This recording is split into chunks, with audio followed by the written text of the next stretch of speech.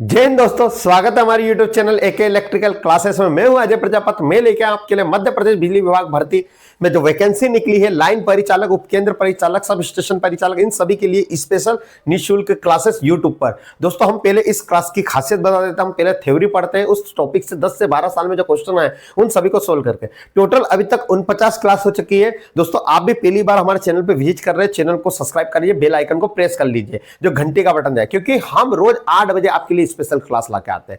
आप play list पे जाइएगा एके इलेक्ट्रिकल क्लासेस पे, वहां पर आपको प्ले लिस्ट में सारी वीडियो मिल जाएगी। दोस्तों, मैं शिक्षक दिवस पे आप सभी को बधाई देना चाहता हूं कि दोस्तों, शिक्षक जो होता है वो एक सड़क की तरह से होता है। वो सड़क तो वहीं रह जाती है, जो सड़क पे चलता है उसको अपना रास्ता दिखा देता है, जहां मंजिल पे जाना उस मंजिल तक पहुंचा देता है। तो दोस्तों, मैं भी इसी उद्देश्य से आपको यहाँ पर मार्गदर्शन देने आया हूँ। मैं यानी इतना बड़ा टीचर तो नहीं हूँ, इतना कह तो नहीं सकता कि एक नॉर्मल टीचर हूँ, जो केवल आपको एक शिक्षा के मार्ग से जो मेरे में थोड़ा बहुत ज्ञान है वो देने आया हूँ। तो दोस्तों, मैं कहता हूँ आप कहीं से भी तैयारी करो, तैयारी करिए, सिलेक्शन लीजिए। जो 49,000 भर्ती आने वाली है उसमें आपके पास अच्छा मौका है, कहीं से पढ़िए, सिलेक्शन लो, हमारी दुआ आपके साथ रहेगी। तो इसी साथ आपको हम टीचर डे की शुभकामना देते हैं। और जो हमने अभी ये टेस्ट हमारा जो ग्रुप पर हुआ था उसका सॉल्यूशन करा रहा हूँ। मेरा 100 क्वेश्चन का एग्जाम पैटर्न टेस्ट आपके लिए तैयार करा था। तो दोस्तों, मैं टेस्ट में कौन कौन सा क्वेश्चन इन सभी को सॉल्यूशन करते हैं। तो पहला हमारा क्वेश्चन है जो जीके का, doctor Bhimrao Ambedkar wild life sanctuary किस जिले में स्थापित की गई है। तो ये करंट अफेयर है, 2024 में इसको करा गया। यह करा गया सागर में। सागर के बाड़ा नामक कुछ स्थान है, वहां पर आप देख लीजिएगा। वहां पर इसको doctor Bhimrao Ambedkar wild life sanctuary को स्थापित किया गया। ठीक है। अगला है इंदौर मेट्रो येलो लाइन का पहला चरण कब शुरू हुआ और कितनी दूरी पर कार्य करा गया। ये करंट अफेयर के क्वेश्चन है। ठीक है। तो 2024-25 के जो मोस्ट टाइम पे करंट अफेयर है अभी तक के, उनको निकाल कर लाया। तो इंदौर में जो मेट्रो लाइन है उसका पहला चरण 31 मई को हुआ, 31 मई 2025 को, जहां पर 6 किलोमीटर की दूरी उन्होंने तय की गई। दोस्तों, मध्य प्रदेश ग्रामीण बैंक की स्थापना कब हुई और यह किस नीति के अंतर्गत की गई। तो दोस्तों, मध्य प्रदेश ग्रामीण बैंक की स्थापना 1 मई 2025 को, 1 मई 2025 को वन स्टेट वन आरबीआई, ठीक है, एक स्टेट और एक आरबीआई के तहत इस नीति की स्थापना की गई। मध्य प्रदेश ग्रामीण बैंक की स्थापना की गई। तो दोस्तों, इसको 1 मई 2025 में इन्होंने इसको बदलकर इसमें चेंज कर दिया, वन स्टेट वन आरबीआई, ग्रामीण बैंक को इन्होंने इसमें कन्वर्ट कर दिया है। अगला क्वेश्चन हम चलते हैं दोस्तों, नर्मदा नदी का उद्गम स्थल कहां है से निकला है। तो दोस्तों, सभी को पता है कहां से निकला है, अमरकंटक पे। ठीक है। और कुछ करेक्शन हो तो मुझे बता देगा। आपसे क्वेश्चन है, नर्मदा नदी की लंबाई कितनी है बताइए, और नर्मदा नदी पे सबसे बड़ा घाट कहां पर बना हुआ है। ठीक है। तो ये सारे क्वेश्चन आपको कमेंट बॉक्स में कमेंट्स में जरूर बताना है। मैथ्स का क्वेश्चन आ गया हमारा, 5,000 रुपए पे 4 वर्ष पर साधारण ब्याज 2,000 रुपए है, तो ब्याज की दर कितनी होगी। दोस्तों, तो ब्याज की दर क्या होता है आपको सभी को पता होगा। साधारण ब्याज बराबर होता है मूलधन गुणित दर गुणित समय बटा 100। ठीक है। साधारण ब्याज है आपका 2,000 रुपए, मूलधन है आपका 5,000 रुपए, दर आपको नहीं पता है, समय कितना 4 वर्ष बटे 100। ये 2 जीरो से 2 जीरो आपकी कट चुकी है, हाँ या ना। ठीक है। उसके बाद 4 से हम इसको काटने गए, 4 पंजे 20। ठीक है। कितनी बार कटा, 5 बार, तो ये 500, 500 बटे 50 इंटू एक्स, ये 50 से कितनी बार काटा, 50 एक बार, तो कितना बचा 1 जीरो। तो 1 से बराबर कितना परसेंट आएगा, 10%। तो कितना परसेंट आया हमारा, 10 है आंसर, हाँ 10%। ठीक है। साधारण सा क्वेश्चन था, कोई बड़ी बात नहीं थी इसमें। एक वस्तु का क्रय मूल्य 1200 रुपए है, यदि उसे 15% लाभ पर बेचा जाए तो उसका मूल्य क्या होगा। तो दोस्तों, क्रय मूल्य क्या होता है, जब हम कोई वस्तु की जो खरीदी होती है, ठीक है, उसको बोलते हैं क्रय, और जब हम उसको बेचते हैं उसको बोलते हैं विक्रय। तो हमने एक वस्तु को खरीदा 1200 रुपए में, है ना, एक वस्तु दुकानदार उसका पड़ा कितने में, बनाई सहित 1200 रुपए, और उसको बेचना है तो उसको 15% लाभ पे बेचना, तो उसका विक्रय मूल्य क्या होगा। तो 15% का मतलब होता है 15/100, यानी 15% ज्यादा, यानी ये कितना 100%, तो इसका 15% कितना होगा 115। कितना होगा 115। परसेंट को हटाते जब भी 100 लगाते, ये जीरो से ये जीरो कट गई। 12 का गुणा करेंगे इसमें तो क्या होगा 12 पंजे 60, 5 का गुणा करेंगे 12 में तो 12 पंजे 60, 12 कम 12, 12 और 1 6 18, ठीक है 12 और 1 13, 1380 आंसर आना चाहिए। 1380 रुपए में हम इसको बेचेंगे। एग्जाम में पूछ सकता है लाभ कितना हुआ, तो 180 रुपए का हुआ। 12 में से 1380 घटाएंगे तो 180। क्लियर है? तो दोस्तों हमारा अगला क्वेश्चन है, ए और बी मिलकर किसी काम को 12 दिन में करते हैं और ए अकेले किसी काम को 20 दिन में करता है, तो बी कितने दिन में करेगा। तो दोस्तों ये टाइम इन वर्क से क्वेश्चन है, कार्य और क्षमता से। तो दोस्तों काम बराबर क्या होता है, काम बराबर होता है आपकी क्षमता कितनी थी उस काम को करने में और क्षमता इनटू दिन, ठीक है, तो टोटल मिलके होता है काम। ठीक है, तो समझना यानी काम। तो ए और बी ने मिलकर और कितने दिन में काम करा 12 दिन में, तो डे इनटू इफिशिएंसी बराबर होता है टोटल वर्क, कुल काम कितने दिन में करा 12 दिन में। ठीक है, और हमारा ए अकेले ने कितने दिन में करा, कितने 20 दिन में, दोनों का हम, ठीक है, यहाँ पर हमको अभी इफिशिएंसी किसी की नहीं पता, हमने टोटल इन दोनों का एलसीएम लिया, 12 और 20 का लघुत्तम समापवर्तक लिया। तो आप 12 और 20 का लघुत्तम समापवर्तक लोगे तो कितना आएगा, आप 12 पंजे 60, 60 आएगा कि दोनों के पहाड़े में 60 आते हैं। 12 के टेबल में भी 5 बार आता है और 20 के टेबल में, तो 60 इसका क्या हो गया लघुत्तम समापवर्तक। और टोटल काम हमारा कितना हो गया, क्या गया काम कितना हो गया 60। अब 12 के टेबल में 60 कितनी बार आता है 5 बार, तो इनकी काम करने की क्षमता कितनी है 5। ठीक है, दोनों की क्षमता कितनी है काम करने की 5।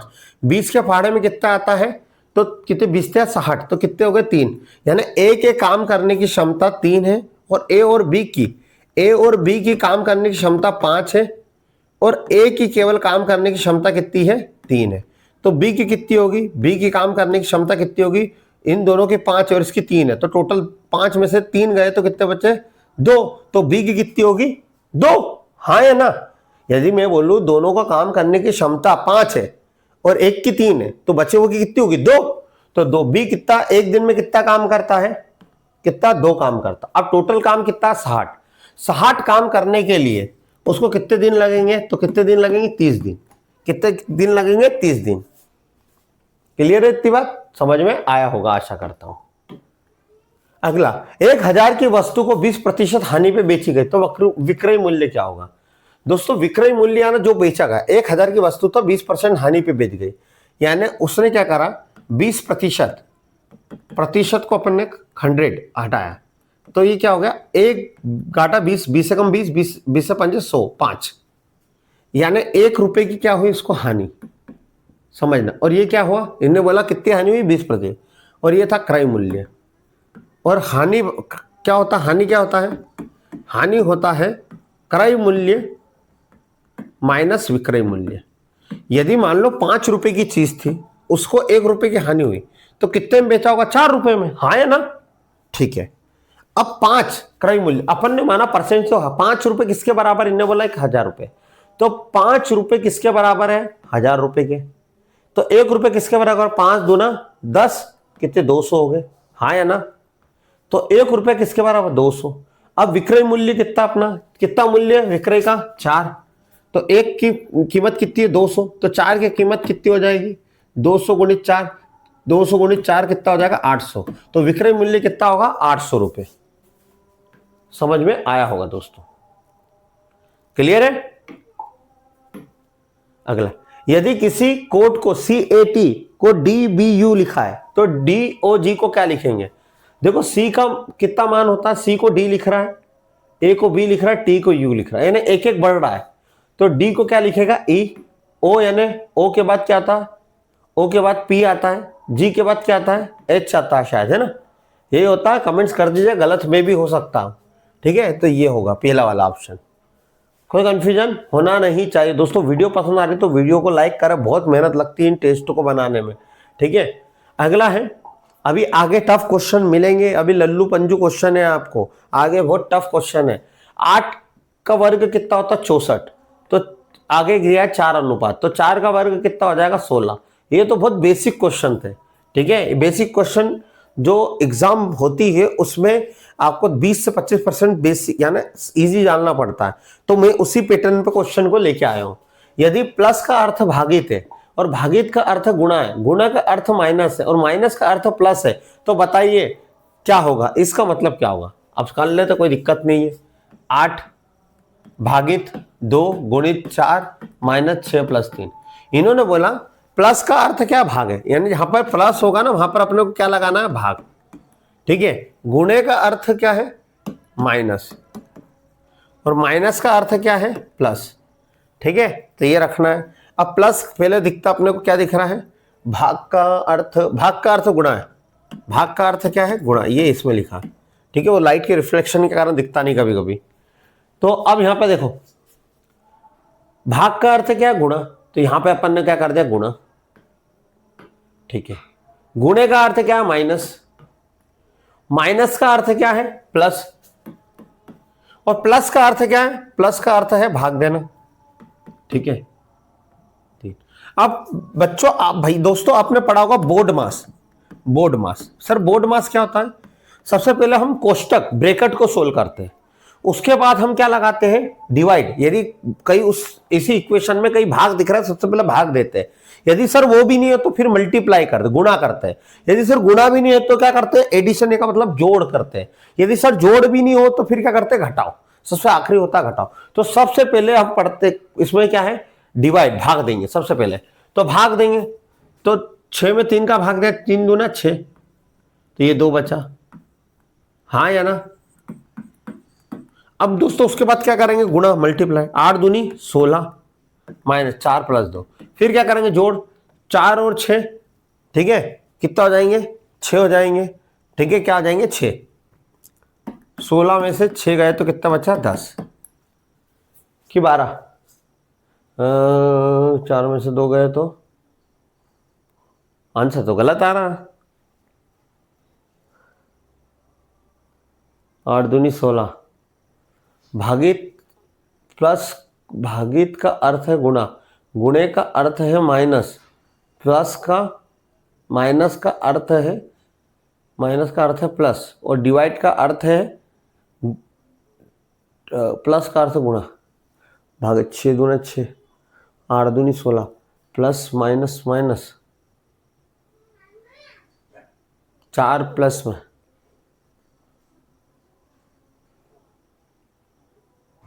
हाँ भैया इसमें ऑब्जेक्शन है इस क्वेश्चन में, एक बार आप देखिएगा। ठीक है, मुझे कमेंट बॉक्स में कमेंट्स करेगा, 10 नहीं आएगा।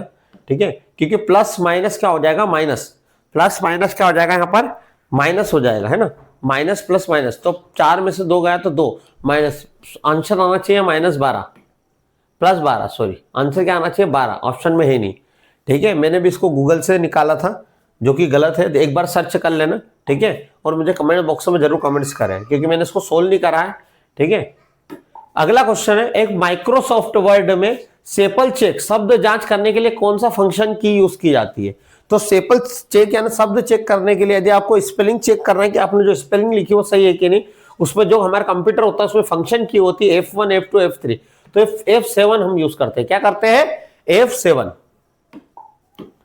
अगला क्वेश्चन है, विंडोज में रिफ्रेश करने के लिए किस फंक्शन का उपयोग किया जाता है, फंक्शन की का। तो दोस्तों F5 का यूज करते हैं, यानी रिफ्रेश करने के लिए कंप्यूटर में हम किसका यूज करते हैं, F5 का। अगला है हमारा दोस्तों, कंप्यूटर की कीबोर्ड पर F1 की का मुख्य उपयोग क्या होता है। तो दोस्तों F1 क्या करता है, हेल्प करता है। ठीक है, हेल्प को खोलने यानी किसी भी चीज को ओपन करने के लिए हम किसका कौन सा यूज करते हैं, F1।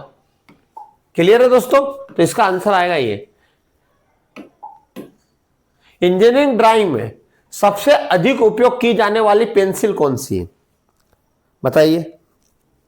अब इंजीनियरिंग ड्राइंग का क्वेश्चन आ गया आपके 15 से। इंजीनियरिंग ड्राइंग में सबसे ज्यादा उपयोग की जाने वाली HB पेंसिल होती है, कौन सी होती है, HB पेंसिल। ठीक है, यानी अगला है, इंजीनियरिंग ड्राइंग में हल्की लाइन खींचने के लिए कौन सी पेंसिल का प्रयोग करते हैं। तो हम यहां पर करते हैं 2H का।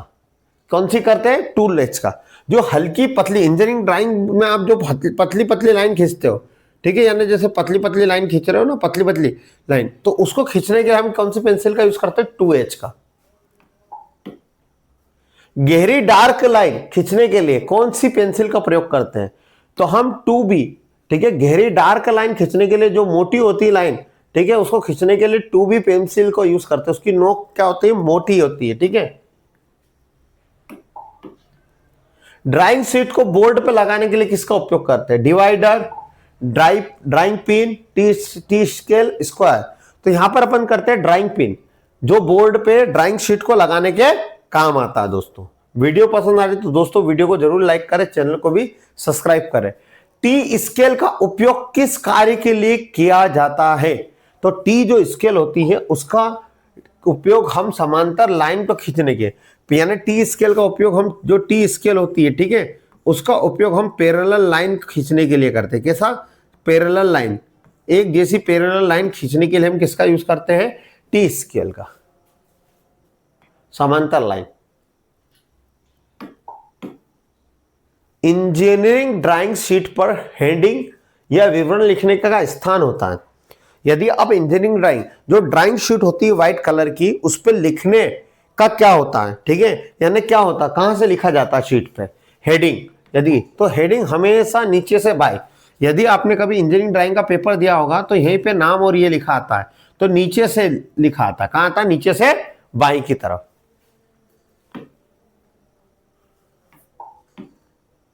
फ्री हैंड स्केचिंग में सीधी रेखा खींचने के लिए सबसे अच्छा तरीका है दोस्तों फ्री हैंड।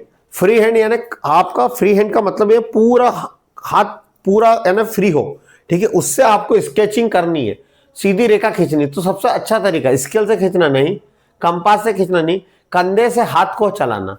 कंधे से समझो फ्री लाइन, यानी एक फ्री लाइन, यानी मेरे को हाथ को फ्री रखना। तो यहां किसको चलाना है? मेरे को कंधे को। किसको चलाना है? कंधे को, ठीक है। किसको चला रहा हूं मैं? कंधे को। तो कंधे को जब चला रहा हूं तो इसको बोलते हैं free line sketch. Free hand sketching में जो वक्र बनाने का सही तरीका होता है, तो दोस्तों जो वक्र बनता है वो एक ही बार में स्मूथ स्ट्रोक बनता है, यानी हम क्या होते हैं, झटके से एक बार में स्मूथ बना देते हैं, ठीक है। तो फ्री हैंड वक्र बनाने का सही तरीका यही होता है। अगला क्वेश्चन है दोस्तों हमारा, ड्राइंग शीट पे अक्षरों की ऊंचाई कैपिटल लेटर में कम से कम कितनी होनी चाहिए? बहुत इंपॉर्टेंट क्वेश्चन है। यदि कोई ड्राइंग शीट है उसमें आपको कुछ वर्ड लिखना है तो उसका कितना mm होना चाहिए? अक्षरों का, कैपिटल लेटर का कम से कम होना, इससे कम नहीं होना चाहिए। कितना होना चाहिए? 3 mm है ऑप्शन में, हाँ ये रहा 3 mm। अगला, ड्राइंग में अक्षर लिखने के लिए किस स्टाइल का प्रयोग किया जाता है? तो गोटिक एक होता है जो यूरोप से लिया गया है, जिसमें हम स्टाइल से, ठीक है, ड्राइंग में जो अक्षर लिखते हैं वो गोटिक वर्ड देते हैं। यूरोप में पुरानी पद्धति होती थी जो बिल्डिंग का स्ट्रक्चर बनाया जाता है, जिसको गोटिक बोलते थे, यानी पुरानी बिल्डिंग के स्ट्रक्चर को जो मैपिंग की जाती थी उसी को बोलते हैं, इस प्रणाली को गोटिक। क्लियर है? और यहीं से बताया गया कि हम इंजीनियरिंग ड्राइंग में जो अक्षर लिखने की पद्धति वो कौन सी होती है? गोटिक होती है। ड्राइंग में जो पेपर हम ज्यादा से ज्यादा मान का, आकार का कौन सा यूज करते हैं? तो हम यहां पर जो पेपर होता है वो उसका साइज होता है, सबसे ऊंची जो शीट होती है सबसे A0, इसका साइज होता है 841 × 11 × 89 mm, यानी ये इसका आंसर होता है। 841 लंबाई होती, चौड़ाई कितनी होती है? 1199 mm, यानी इस तरह से होता है, ठीक है। क्लियर है? A0 साइज, जैसे अपना पेपर होता है ना A4, हम जो पेपर होता है कॉपी वॉपी का A4 होता है, उससे छोटा होता है A3 होता है, A5 होता है, इस तरह से छोटे A5 होते हैं, ठीक है, इस तरह से ये पेपर आती। तो शीट A0 क्या होता है? सबसे बड़ा साइज होता है। डायमेंशन लाइन के सिरों पे क्या लगाया जाता है? तो डायमेंशन लाइन जिससे, जैसे हमने को बताना कि यहाँ टॉप व्यू है, ठीक है, यहाँ पर यहाँ टॉप व्यू है, ठीक है, और ये अपना बेस लाइन है, ठीक है, इस तरह से जो बता रहे हैं, ठीक है, ये बताता हमारा एरो हेड। क्या बताता है? एरो हेड, यानी जो तीर का निशान है वो बताता है डायमेंशन लाइन को। इंजीनियरिंग ड्राइंग में अलग अलग प्रकार की लाइंस का उपयोग क्यों किया जाता है? अलग अलग लाइन को हम इसलिए करते हैं जिससे ये समझ में आ जाए दोस्तों कि हर शब्द को आपने अलग, टॉप व्यू अलग बताया, फ्रंट व्यू अलग बताया। मान लो एक घर का नक्शा बना रहे हो, अब उस नक्शे को तो आपने दे दिया शीट पे, आपने घर थोड़ी बना दिया, वहां पर तो सिर्फ लाइन खींच के आपने बता दिया कितना mm ये है, सारी चीजें। तो उसमें ये होता है कि हाँ, वो बताता है कि अलग अलग अक्षर, आपके अलग अलग अक्षर अलग अलग चीज को स्पष्ट करते हैं। ड्राइंग रूम कौन सा होगा, ठीक है, कोई चीज का, मान लो मोटर का आपने बनाया थोड़ी देर के लिए, अपना आर्मेचर बनाया, उस आर्मेचर का, ठीक है, सॉफ्ट किधर होगी, ठीक है, उसमें वाइंडिंग किधर, आप किधर से करोगे, ये सारी चीजें ना, स्लाटे कितनी होगी, इस तरह से होगा। तो इसका आंसर आएगा बी। हिडन लाइन दर्शाने के लिए कौन सी लाइन का प्रयोग करते हैं? हिडन लाइन, हिडन का मतलब होता है छुपी हुई लाइन को दर्शाने के लिए कौन सा दर्शाते हैं हम? तो डेश हेडलाइन का यूज करते हैं। डेश हेडलाइन होती है जो एक तरह से डेश के रूप में चलती है, जिसको हम छुपाने की तरह से काम करते हैं हेडलाइन को। ब्रेक लाइन, ब्रेक यानी टूटी हुई लाइन का उपयोग कहां किया जाता है?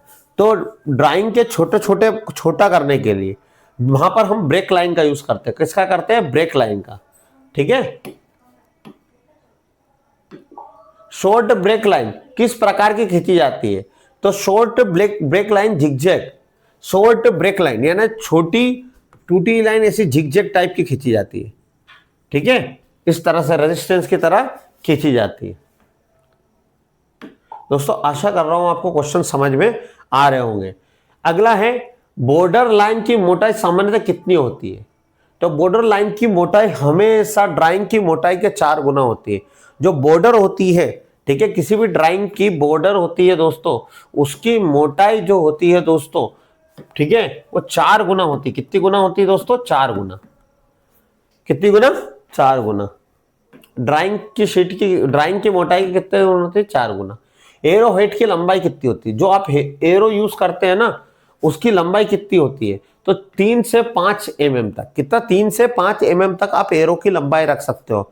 एरो आप दर्शा रहे हो कि ये क्या बनेगा, टॉप व्यू है, फ्रंट व्यू है, ये कौन सा व्यू है, ठीक है, उपला यानी ऊपर का भाग है, नीचे का भाग है, ठीक है। तो ये एरो बताती है, तो एरो का साइज होता है 3 से 5 mm। एक व्यक्ति, अब रीजनिंग के क्वेश्चन स्टार्ट हो गए हैं, 33 क्वेश्चन है। एक व्यक्ति की ओर इशारा करते हुए राहुल ने कहा, ये मेरी माँ के पति की बहन का बेटा है। तो व्यक्ति राहुल का क्या लगता है? ठीक है, तो राहुल ने क्या कहा? एक व्यक्ति की ओर इशारा करते हुए राहुल ने कहा, ये राहुल था, ठीक है, इसने कहा, एक व्यक्ति की ओर इशारा करते हुए कहा कि यह मेरी माँ, ये व्यक्ति है, ये व्यक्ति, इसने बोला यह मेरी माँ के पति यानी इसके पापा की बहन,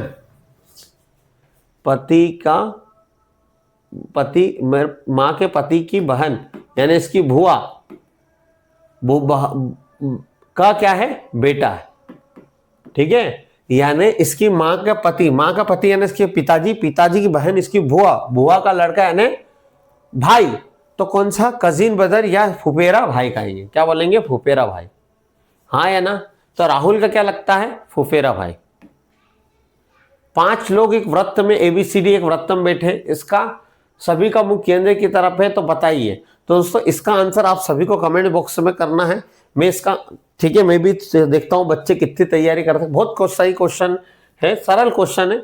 एक वृत्त की तरफ बैठा है एक व्यक्ति मुंह करके, ठीक है, इस तरह से।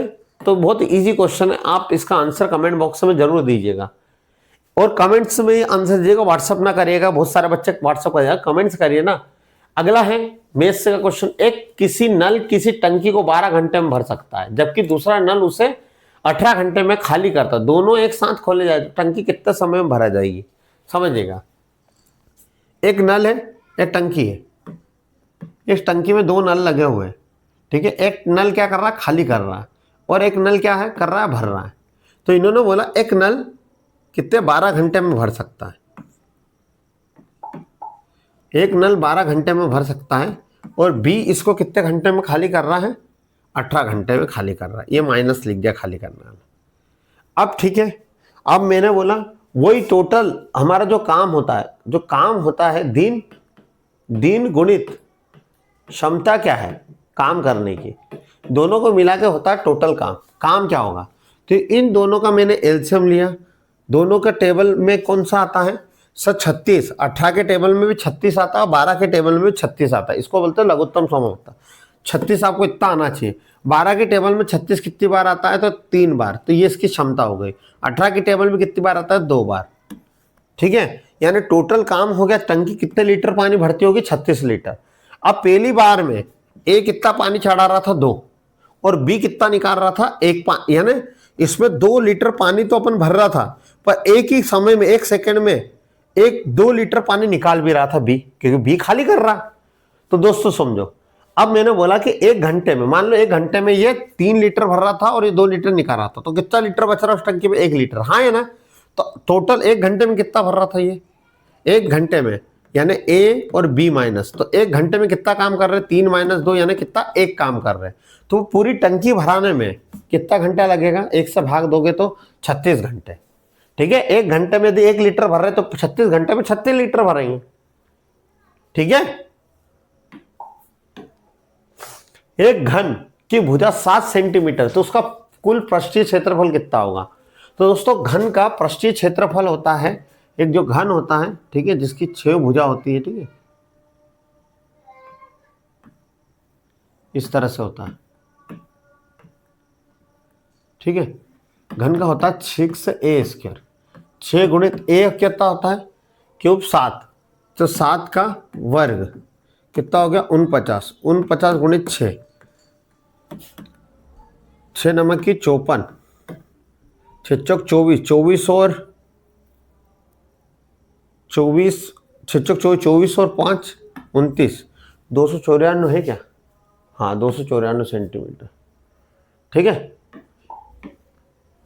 यदि मोटर की घूर्णन गति बढ़ जाए तो बेक ईएमएफ पर क्या प्रभाव पड़ेगा। दोस्तों यदि किसी मोटर की, अब टेक्निकल जो क्वेश्चन आए उनको आपको ध्यान देना दोस्तों, यदि कोई मोटर का बेक ईएमएफ किसके समानुपाती होता है, हमारा घूमने वाली गति और फ्लक्स के व्युत्क्रमानुपाती होता है, ठीक है, घूमने वाली गति के समानुपाती होता है।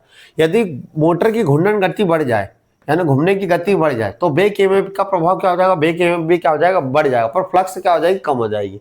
तो इन्होंने पूछा घूर्णन गति बढ़ती है तो बेक ईएमएफ भी क्या हो जाएगा, बढ़ जाएगा। क्लियर है दोस्तों, अगले क्वेश्चन पे चलते हैं।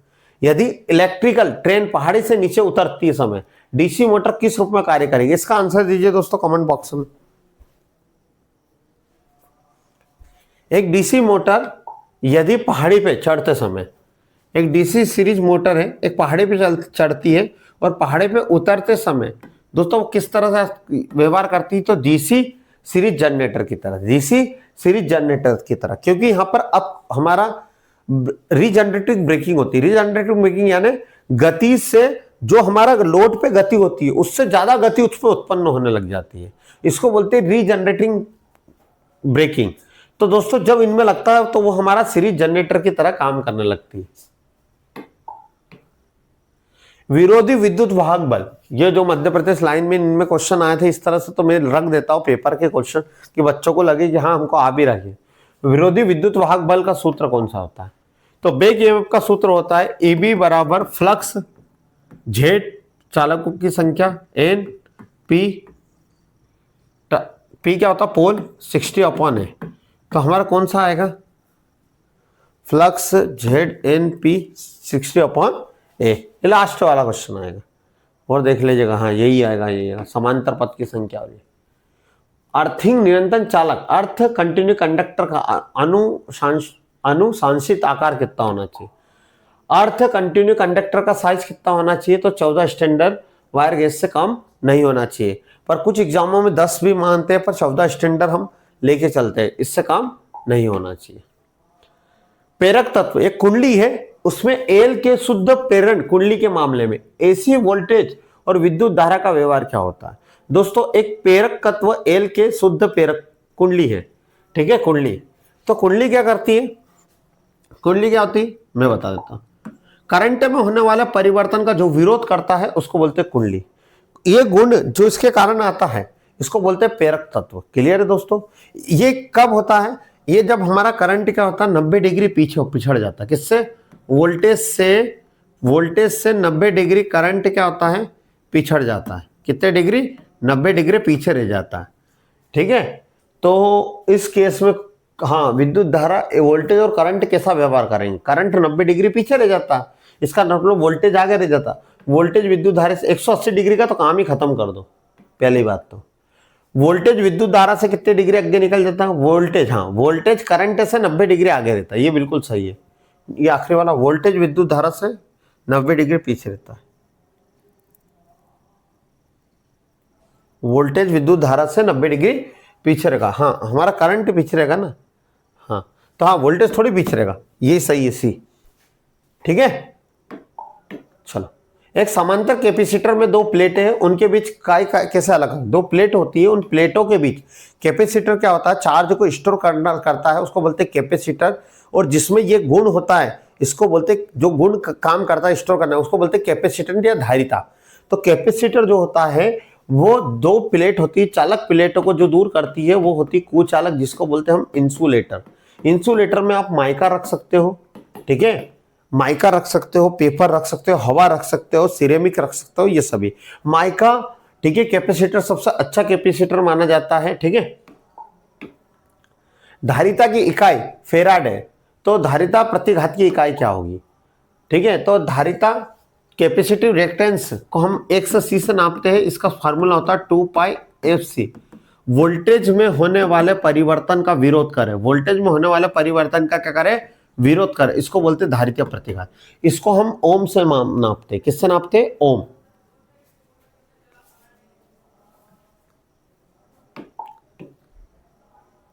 प्रणामीत्र में स्लेजिंग का प्राथमिक कारण क्या होता है। स्लेजिंग एक वर्ड होता है ट्रांसफार्मर में, जो क्या करता है भैया, जो तेल में क्या होता है ऑक्सीकरण, तेल को यानी नमी की उपस्थिति में काम करता है। पहले ऑप्शन पढ़ लेते फिर मैं समझा देता हूँ। तेल की उपस्थिति में नमी, टंकी के अंदर उपस्थित धूलकण, ठीक है, तेल की में क्या ऑक्सीकरण, तेल का वाष्पीकरण या तेल में धूलकण।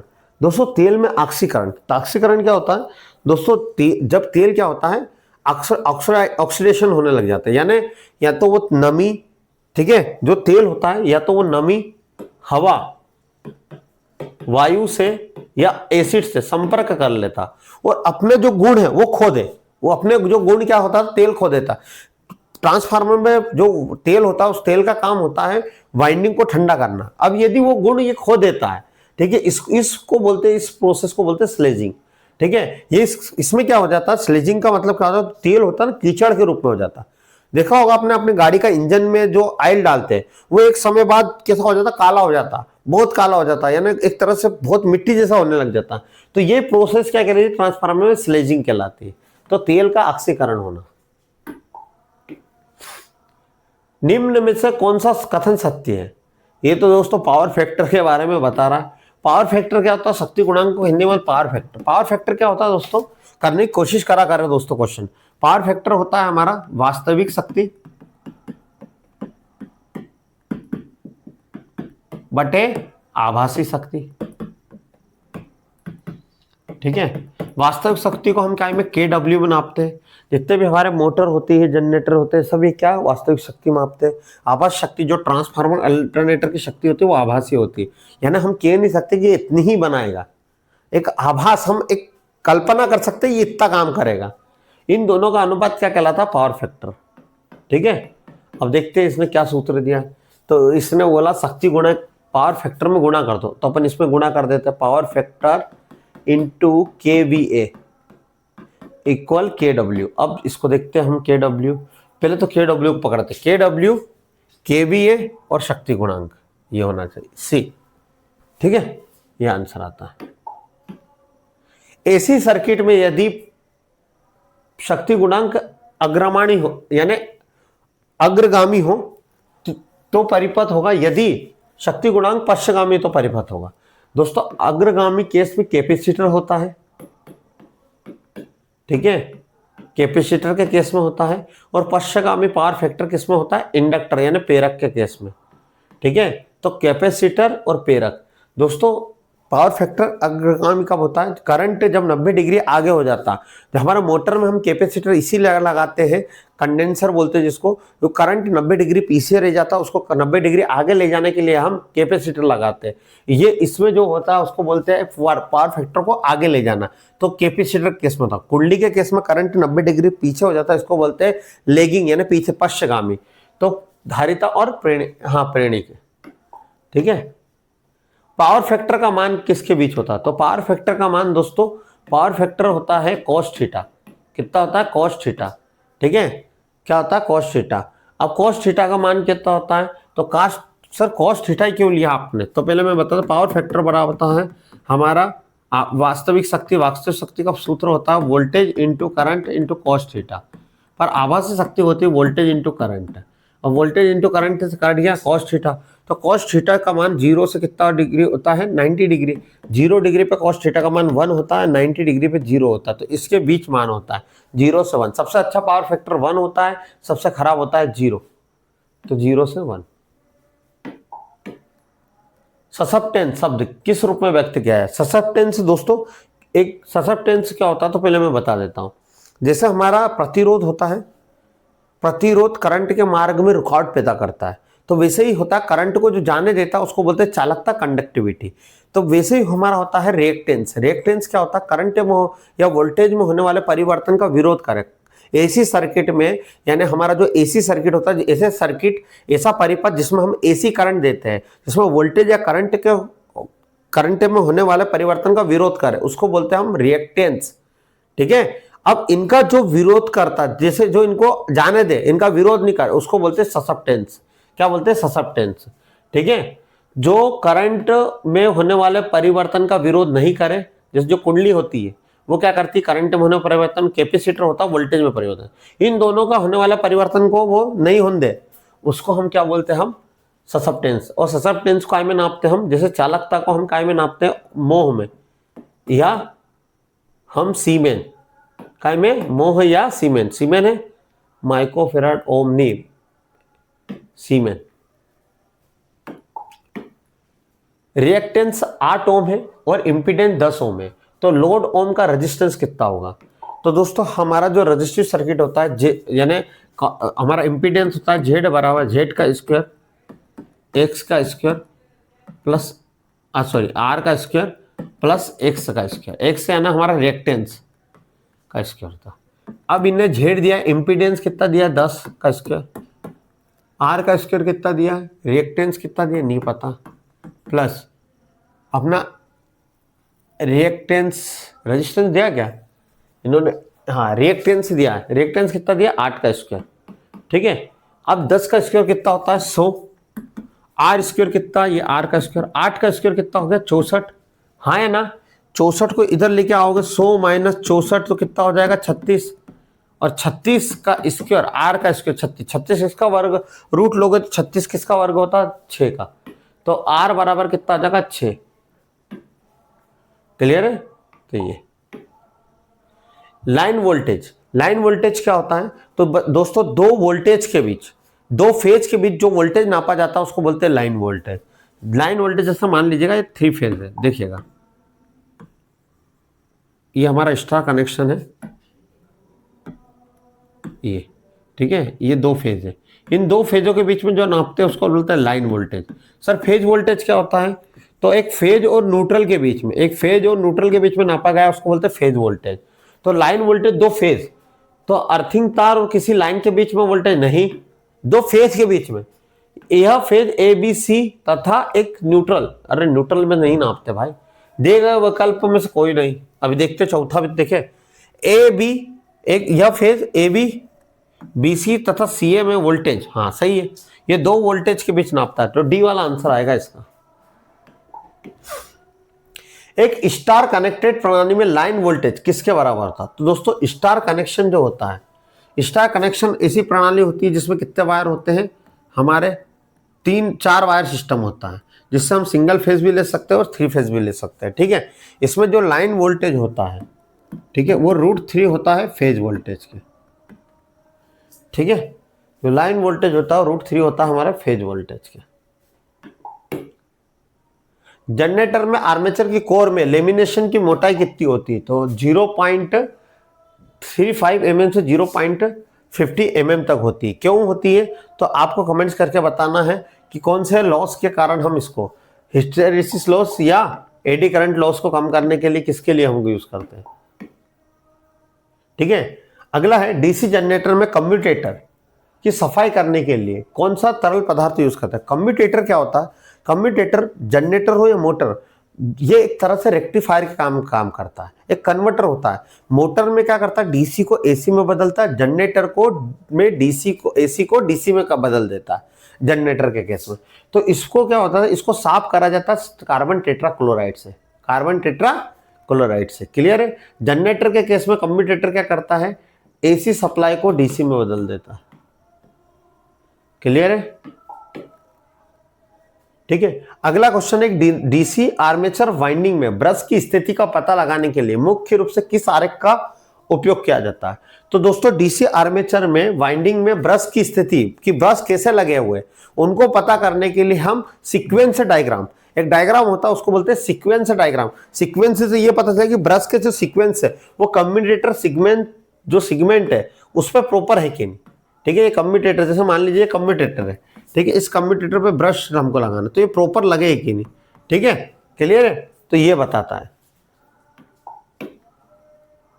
अनुनाद पर कैपेसिटिव और इंडक्टिव प्रतिघात के बीच क्या होता है? मध्य प्रदेश लाइन में पूछा था। तो अनुनाद क्या होता है? जब हमारा आरएलसी सर्किट होता है, ठीक है, जिसमें रजिस्टर, इंडक्टर भी हो और कैपेसिटर भी हो, इन तीनों में क्या हो, में इंडक्टर और कैपेसिटर यानी कैपेसिटिव रिएक्टेंस और इंडक्टिव रिएक्टेंस दोनों बराबर हो तो जब ये होता है, ठीक है, ये जब होता है, जैसे मान लीजिए ये सर्किट है, एसी सप्लाई दी, इसमें रेजिस्टेंस लगा है, कुंडली लगी है और कैपेसिटर लगा। अब इनका मान XL और XC दोनों बराबर हो गई तो हमारा यहाँ पे क्या हो जाता? सूत्र Z बराबर होता है R² Z² plus XL minus XC का स्क्वायर। अब ये दोनों बराबर हो गए तो बराबर का मतलब हो जाएगा 0। ठीक है, तो Z स्क्वायर से स्क्वायर कट गया, Z बराबर क्या हो जाता? R। तो इस केस को बोलते हैं अनुनाद। ठीक है, तो यहाँ पर XL XC बराबर होते हैं। क्लियर है दोस्तों? समझ में? दोस्तों हम अगले क्वेश्चन पे चलते हैं। अगला क्वेश्चन है हमारा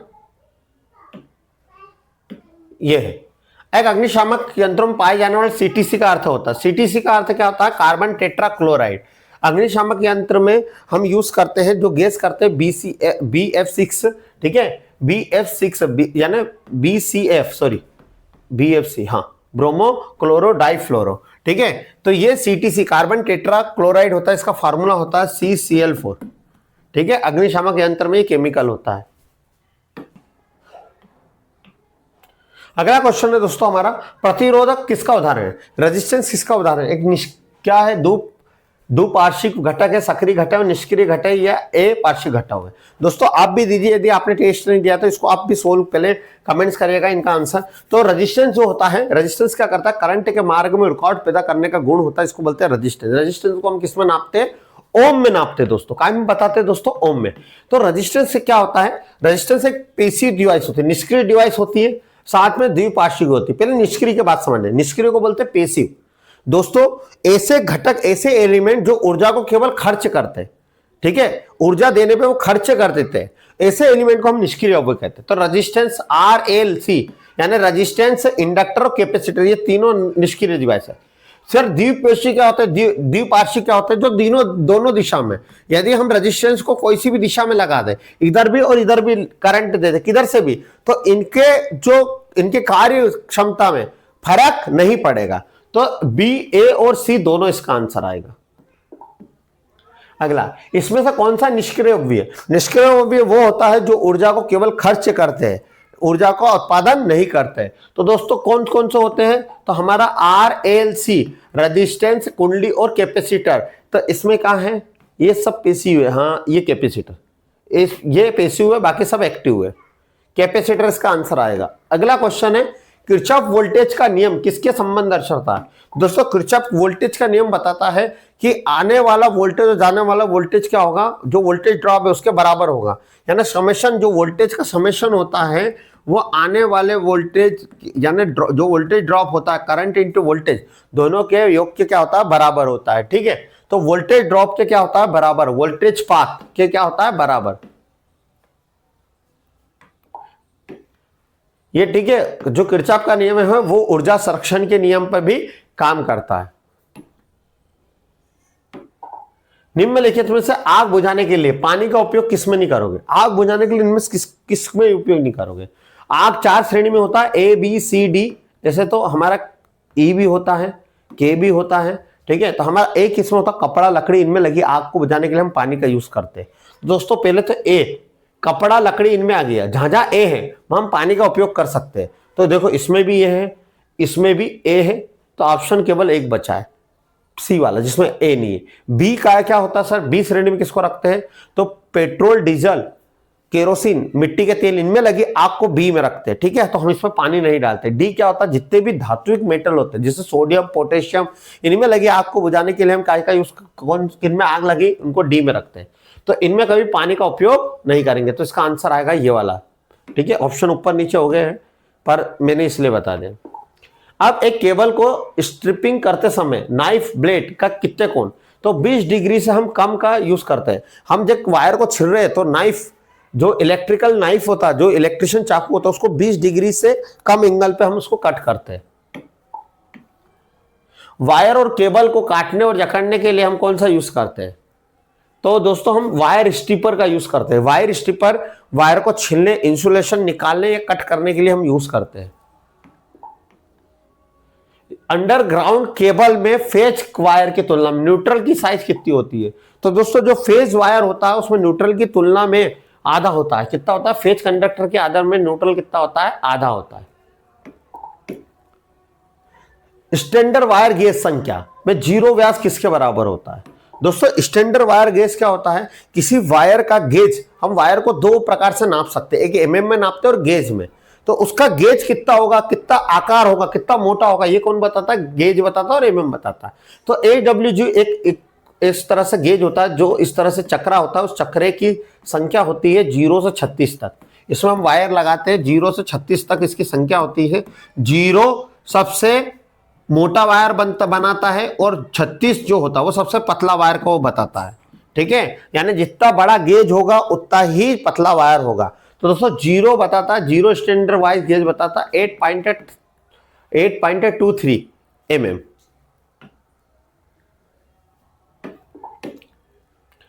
PCM pulse code modulation cable किस चालक में प्रयोग की जाती है?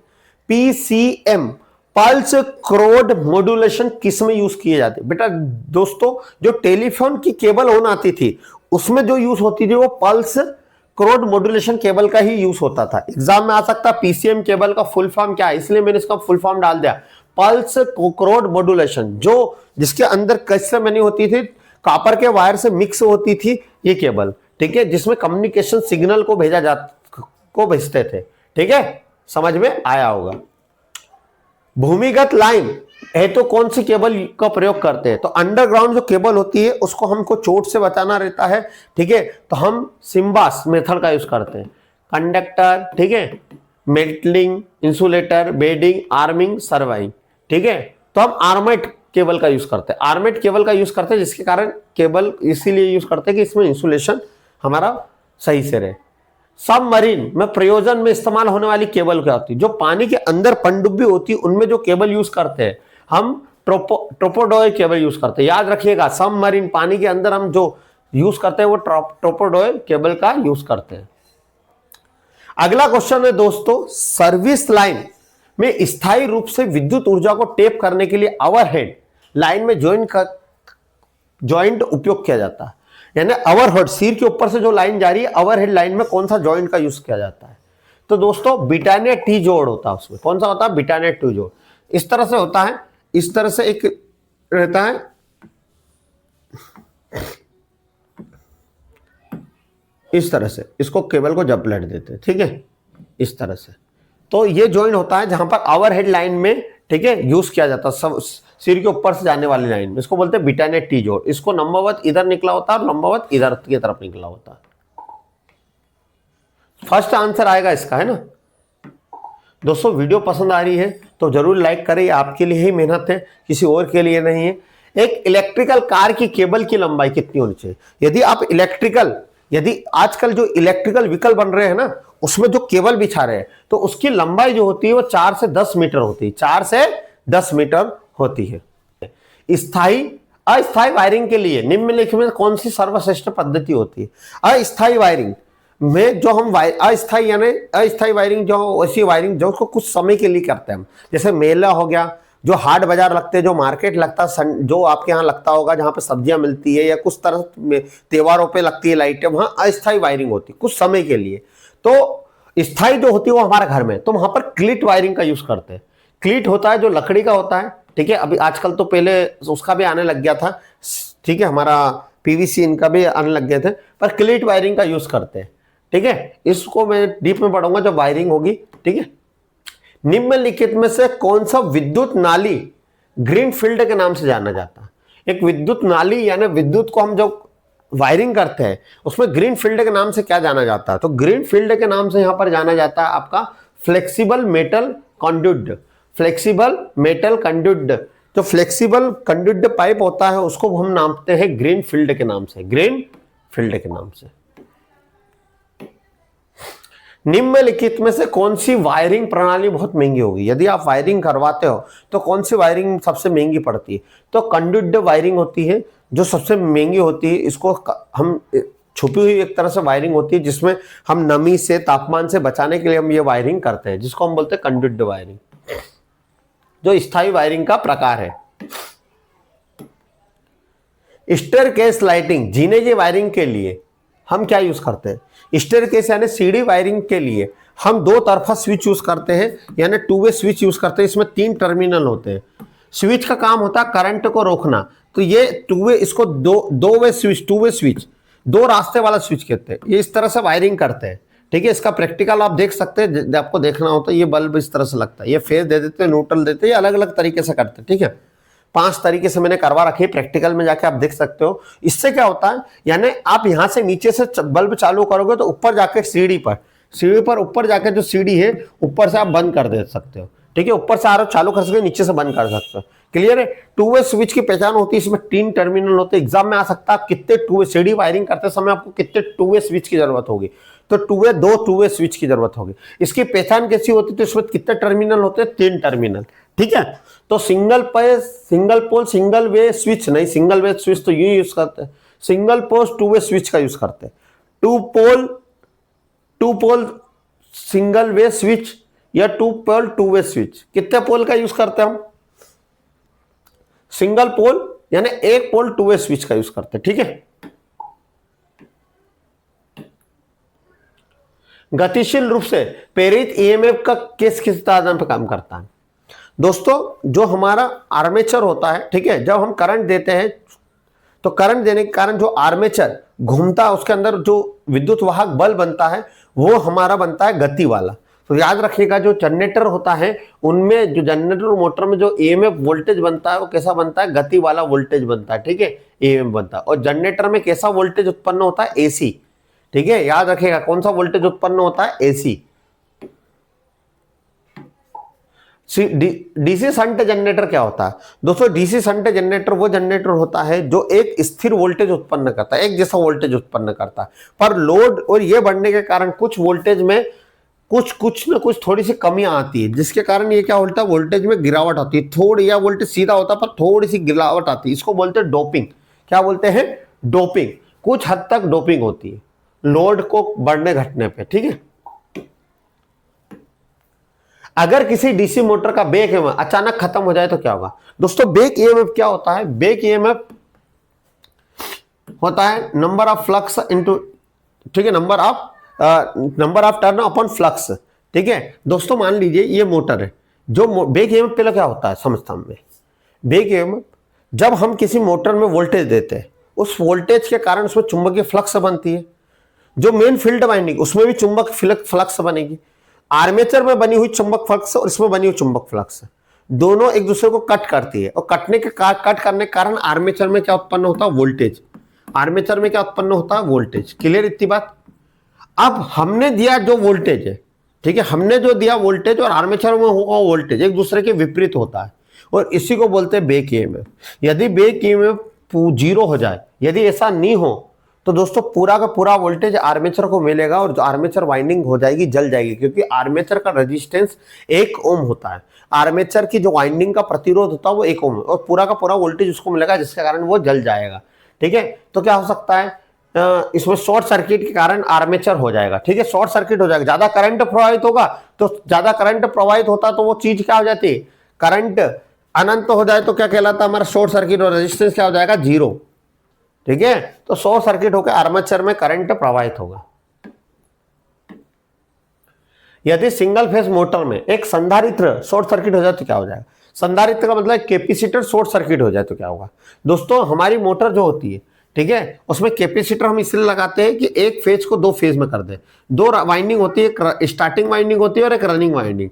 रनिंग और स्टार्टिंग वाइंडिंग के बीच 90 डिग्री का अंतर लाने के लिए, 90 डिग्री के बीच अंतर पैदा करने के लिए क्या लगाते हैं हम? कैपेसिटर।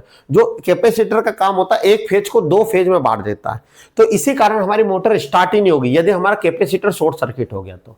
क्लियर है? स्टार्ट ही नहीं होगी। क्लियर है? आपके पंखे की मोटर, पंखे में देख लीजिए, यदि कैपेसिटर खराब हो जाता तो मोटर स्टार्ट ही नहीं होती है। निम्नलिखित में कौन सी एसी और डीसी दोनों प्रकार की सप्लाई पे हम चला सकते हैं? तो दुनिया में एक मोटर होती है जिसको यूनिवर्सल मोटर कहते हैं। यूनिवर्सल मोटर का एसी डीसी दोनों सप्लाई पे चलने वाली मोटर होती है। आप दोनों में से कोई सी सप्लाई दोगे चल जाएगी। ठीक है, इसका उपयोग हम मिक्सर ग्राइंडर में यूज करते हैं, सिलाई मशीन में यूज करते हैं। ठीक है, उसमें इसका यूज किया जाता है। ठीक है, इसका स्टार्टिंग टॉर्क भी बहुत अच्छा होता है, इसको भी बिना लोड के नहीं चला सकते। ये डीसी सीरीज मोटर के समान होता है। अगला क्वेश्चन है, 4 पोल की 3 फेस इंडक्शन मोटर यदि 50 हर्ट्ज आवृत्ति के साथ चलाई जाए तो स्टेटर में चुंबकीय क्षेत्र की गति क्या हुई? तो चुंबकीय क्षेत्र की गति दोस्तों होता है NS बराबर 120 इंटू एफ अपॉन पोल। पोल है ना, एफ का मतलब होता है आवृत्ति। अब दोस्तों पोल यहाँ पे 4 दिए, आवृत्ति यहाँ पे 50 हर्ट्ज दी। कितनी दी है? 50 हर्ट्ज। और पोल कितने दिए हैं? 4। दोस्तों इस सूत्र में आवृत्ति 50 हर्ट्ज है और पोल 4 है। जब इसको काटेंगे 4 3 12, ठीक है, जब 30 और 50 का गुणा करेंगे, 3 5 15 और कितनी 2 जीरो लगाएंगे, कितने आरपीएम बनेंगे? 1500 आरपीएम आंसर में होगा शायद। हाँ, 1500 आरपीएम इसका आंसर आएगा। इंडक्शन मोटर की तुल्यकालिक गति और वास्तविक गति के बीच के अंतर को क्या कहते हैं? दोस्तों तुल्यकालिक गति और वास्तविक गति, जो चुंबकीय गति होती है, ठीक है, उसको बोलते हैं सिंक्रोनस गति या तुल्यकालिक गति। ठीक है, जो चुंबक जो मोटर में करंट दे और चुंबक बन रहा है, वो चुंबक के कारण जो गति, चुंबक गति कर रहा है, उसको बोलते हैं सिंक्रोनस गति। तो सिंक्रोनस गति और वास्तविक गति के अंतर को हम बोलते हैं स्लिप। क्या बोलते हैं? स्लिप। सिंक्रोनस गति यानी चुंबक, जो उसके अंदर चुंबक बन रहा है और जो रोटर घूम रहा है, उसको दोनों को माइनस करेंगे तो क्या निकलता है? स्लिप। क्या बोलते हैं इसको? स्लिप। कहीं है slip? Regulation, power factor, torque, विचलन, फिसलन। हाँ, फिसलन, स्लिप। याद रखो, स्लिप को विचलन और फिसलन भी कहते हैं ना। अगला, वाइंडिंग में पिच फैक्टर की गणना कीजिए। दोस्तों वाइंडिंग में पिच फैक्टर क्या होता है? ठीक है, तो 2 पोलों के बीच की दूरी हमारा क्या कहलाएगा? Pitch factor. ठीक है, तो समझिए पिच फैक्टर बराबर होता है वाइंडिंग पिच बटे पोल। वाइंडिंग पिच बटे पोल यानी सलाटों की संख्या, हम कह सकते हैं सलाटों की संख्या बटे पोलों की संख्या। आपने एक मोटर है, उस मोटर के जो वाइंडिंग करते हैं ना, वो सलाट में डालते हैं। काय में डालते हैं? जो कोयल डालते हैं ना, सलाट में डालते हैं। तो सलाट कितने हैं और उसमें सलाट के बटे पोल कितना बना रही है, इन दोनों का अनुपात कहलाता हमारा, क्या कहलाता? Pitch factor. क्या कहलाता? पिच। तो वाइंडिंग और पोल पिच क्या कहलाता? Pitch factor. अगला, अधिकांश सिंगल फेस मोटर आमतौर पे किस प्रकार की वाइंडिंग की जाती है? जो सिंगल फेस मोटर होती है उसमें किस प्रकार की वाइंडिंग होती है? तो कॉन्सेंट्रिक वाइंडिंग होती है। हमें ट्रांसफार्मर में एक तरह से सिंगल फेस में तो कॉन्सेंट्रिक वाइंडिंग होती है, और जितनी भी सिंगल फेस मोटर होती है उसमें कॉन्सेंट्रिक वाइंडिंग होती है। क्लियर? ये इस तरह से होती है। ठीक है, यानी एक लूप के रूप में होती है। ठीक है, एक तरह से। निम्नलिखित में से कौन सा विद्युतीय चुंबकीय उपकरण जो एक आर्मेचर में ग्राउंड में शॉर्ट और ओपन कॉइल का पता लगाता है, ढूंढने पे यह नियोजित किया जाता है? तो दोस्तों ग्लोवर होता है। एक ग्लोवर होता है जो एच शेप का बना होता है, इस तरह से बना होता है एच, ठीक है, एच आकार का बना रहता है इस तरह से, ठीक है, एच आकार का। और इसके ऊपर हम आर्मेचर रखते हैं मोटर का। क्या रखते हैं? मोटर का आर्मेचर। अब आर्मेचर रखते हैं तो दोस्तों इसमें 230 सप्लाई देते हैं, वोल्टेज देते हैं, ठीक है। इसमें चुंबकीय फ्लक्स बनती है जो ट्रांसफार्मर के सिद्धांत पे काम करता है, याद रखना, ग्लोवर। और इसमें सेकेंडरी वाइंडिंग को पता करता है कि शॉर्ट हुई है या नहीं, तो इसमें ग्लोवर काम करता है। कौन काम करता है? ग्लोवर, ठीक है। जिसमें याद रखिएगा एग्जाम में आ सकता है, आर्मेचर में शॉर्ट सर्किट ढूंढना है, ओपन सर्किट ढूंढना है, ये कौन बताएगा? ग्लोवर, ठीक है। इस क्वेश्चन का आंसर थोड़ा सा देने की कोशिश करें। ट्राई वेक्टर मीटर का प्रयोग क्या होता है?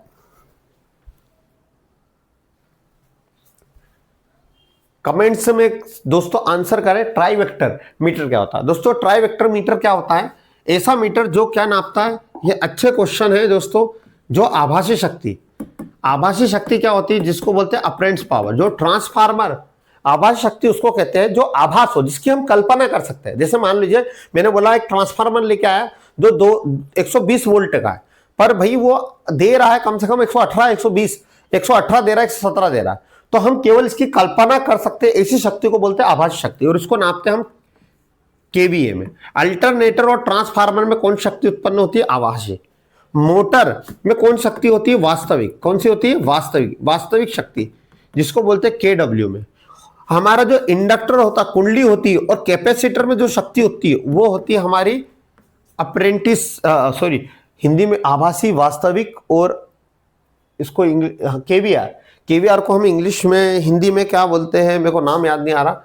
अप्रेंटिस पावर होता है, रिएक्टिव पावर होता है, एक्टिव पावर और रिएक्टिव पावर। अब इसको हिंदी में थोड़ा सा मुझे नहीं पता, रिएक्टिव पावर थोड़ा सा प्रतिक्रियाशील शक्ति, रिएक्टिव पावर जो हमारे कुंडली में होती है और कैपेसिटर में। रिएक्टिव पावर को हम काय में नापते हैं? केवीएआर, जो कैपेसिटर और इंडक्टर में होती है, ठीक है। तो ये तीनों पावर को जो नापता है उसको बोलते हैं ट्राई वेक्टर मीटर, ठीक है। इसको ट्रेंगल के रूप में यूज करा जाता है, ट्राई वेक्टर मीटर, ठीक है। कोई कंफ्यूजन? तो इसका पहला आंसर आ जाएगा। अगला क्वेश्चन है 92। निम्नलिखित में किस मापदंड को मल्टीमीटर द्वारा नहीं नाप सकते? दोस्तों मल्टीमीटर को एवीओ मीटर भी कहते हैं, जिसमें अमीटर, ए क्या बताता? अमीटर करंट नाप सकता है, वी का मतलब वोल्टेज नाप सकता है, ओ का मतलब ओम यानी रेजिस्टेंस नाप सकता है, और एसी और डीसी दोनों नाप सकता है। एसी करंट डीसी भी नाप सकता है, एसी और डीसी वोल्टेज भी नाप सकता है, प्रतिरोध भी नाप सकता है, पर तापमान नहीं। तो इसका आंसर क्या है? तापमान नहीं नाप सकता, ए आंसर आएगा। अगला है, निम्नलिखित में से किस उपकरण में एसी और डीसी का समान अंशांकन होता है? दोस्तों यानी एसी और डीसी का सेम होता है। तो दोस्तों हॉट मीटर, जो हमारा हॉट वायर होता है, उसमें एसी और डीसी, ठीक है, दोनों का समान अंशांकन होता है, ठीक है। अगला, एक माप उपकरण है जिसके अंदर एक ब्रेक मैग्नेट लगा रहता है दोस्तों। तो ब्रेक मैग्नेट, जैसे हमारा जो मीटर होता है, जैसे हमने एनर्जी मीटर, उसमें ब्रेक मैग्नेट लगा रहता है दोस्तों। तो इंडक्शन टाइप जो वाट मीटर होता है उसमें ब्रेक मैग्नेट लगा रहता है, ब्रेकिंग का मोड के लिए काम करता है, ठीक है। एक reverse bias PN junction diode है जो किस रूप में काम करेगा? दोस्तों यदि आपने जो डायोड होता है उस डायोड को यदि रिवर्स बायस में लगा है तो वो ओपन स्विच की तरह काम करता है। यदि आपने उसको उल्टा काम करवा दिया, ठीक है, तो वो रिवर्स बायस की तरह काम करता है और आगे फॉरवर्ड बायस। तो इस तरह से खुला स्विच की तरह काम करता है, ओपन सर्किट की तरह। तो खुला हुआ स्विच की तरह काम करता है यदि हम उसको उल्टे रूप से काम करवाएंगे डायोड को। डायोड का काम होता है करंट को एक दिशा में भेजना। भारत में जो हम उच्च वोल्टेज ट्रांसमिशन वोल्टेज का स्तर होता है, तो दोस्तों हम 11 केवी से 33 केवी तक हम ट्रांसमिशन करते हैं। इससे ज्यादा भी होती है, पर जो अधिकतम होती है वो 11 से 33 केवी पर हम इसको ट्रांसमिशन को स्तर रखा गया। सस्पेंशन टाइप इंसुलेटर में प्रत्येक डिस्क की जाती है। तो दोस्तों ये 11 केवी पे डिजाइन की जाती है सस्पेंड 11 से, ठीक है। इसके बाद जो हाई वोल्टेज लाइन होती है उसमें इंसुलेटर पॉर्सिलिन के बने होते हैं, मिट्टी होती है, जो क्या करते हैं लाइन को या तो मोड़ने में, ठीक है, उनमें स्ट्रेंथ लाने में, ठीक है, उनको, यानी एक तरह से क्या होगा, यदि हमने चीनी के इंसुलेटर लगाए, यदि वायर आंधी आई टकराई तो सबसे पहले इंसुलेटर टकराएंगे, तो आपस में तार टकराए नहीं, फॉल्ट भी नहीं हो, इसलिए भी हम क्या लगाते हैं, इंसुलेटर। सस्पेंस टाइप इंसुलेटर को डिस्क इंसुलेटर भी कहते हैं, डिस्क इंसुलेटर भी कहते हैं। डी बोल इसका आंसर आएगा। फीडर के लिए कौन सा रिले यूज करते हैं, तो फीडर के लिए दोस्तों जो आपके फीडर बने होते हैं, जैसे गांव में अलग अलग, जैसे आप ग्रिड पे बहुत सारे लोग काम भी करते होंगे, तो आप क्या करते होंगे, भैया इस गांव में ये सप्लाई जाएगी, इस गांव से इस फीडर से लाइट जाएगी, तो फीडर के यदि फॉल्ट आ जाए, उसके फेज और अर्थ में यदि कोई दिक्कत आ जाए, तो वो कौन रिले बताता है, ट्रांसले रिले। दोस्तों कौन सा रिले बताता है, ट्रांसले रिले।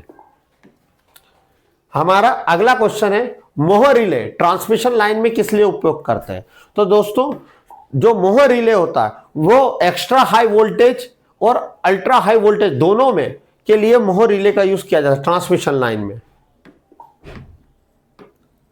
अगला क्वेश्चन है, क्रिपिंग टूटी किसमें होती, क्रिपिंग दोस्तों जो हमारा एनर्जी मीटर होता है, जो हमारे घर में जो बताता है कितने वाट एनर्जी बनी है, ठीक है, जो मीटर लगा रहता है, वो मीटर क्या होता है, कभी कभी आपने सप्लाई बंद कर दी फिर भी आपका बिल आता है, तो आप जाते हो मध्य प्रदेश बिजली विभाग से या कोई सी भी डिपार्टमेंट, लड़ने लग जाते हो, भैया हमारा बिल आ रहा है, आपको क्या, हमारा तो मीटर बंद था।